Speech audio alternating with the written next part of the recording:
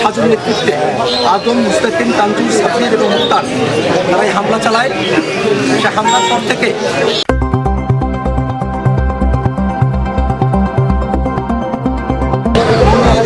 নাসিম, শাহজুল এবং মিয়াপাড়ার একজন তাদেরকে গুরুতরভাবে আহত করা হয়, তাদেরকে রক্তাক্ত করা হয়। তখন বিকেল 5:15 13 তারিখ সেই পাইকার বাজারে বর্ষার পিএস সাজুর নেতৃত্বে আদম, মুস্তাকিম, তানজুল, সাফির এবং মুক্তার তারা এই হামলা চালায়। সে হামলার পর থেকে 5-6টি বাইক সেখানে ভেঙে ফেলেছে তারা।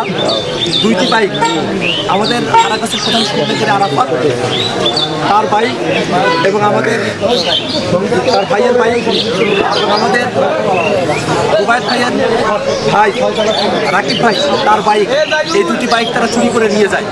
এখনো পর্যন্ত এই 2টা বাইকের কোনো হদিস পাওয়া যায় না।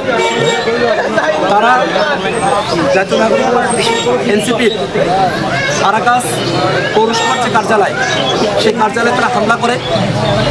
তারা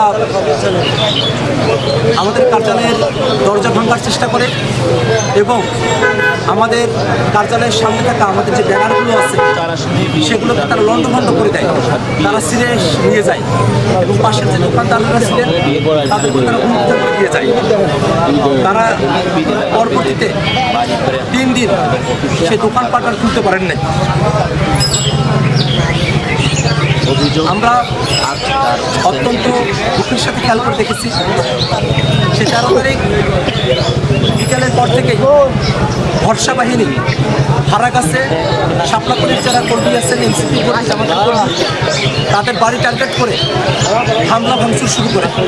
আমরা এই মুহূর্তে যে বাড়িটি পরিদর্শন করেছি তিনি সুমন স্যার, তিনি আমার ব্যক্তি জীবনে আমি যখন মাদ্রাসায় পড়ি তখন তিনি আমাকে পড়িয়েছেন, সরাসরি তিনি আমার শিক্ষক। সেই শিক্ষকতার জায়গা থেকে ছাত্র শিক্ষকের সম্পর্কের জায়গা থেকে তিনি রাজনীতিতে এসেছিলেন, শাপলাপুরের পক্ষে তিনি কথা বলেছিলেন। এই কারণে তার বাড়িতে আপনারা দেখেছেন কি ভয়ঙ্করভাবে তারা হামলা চালিয়েছে।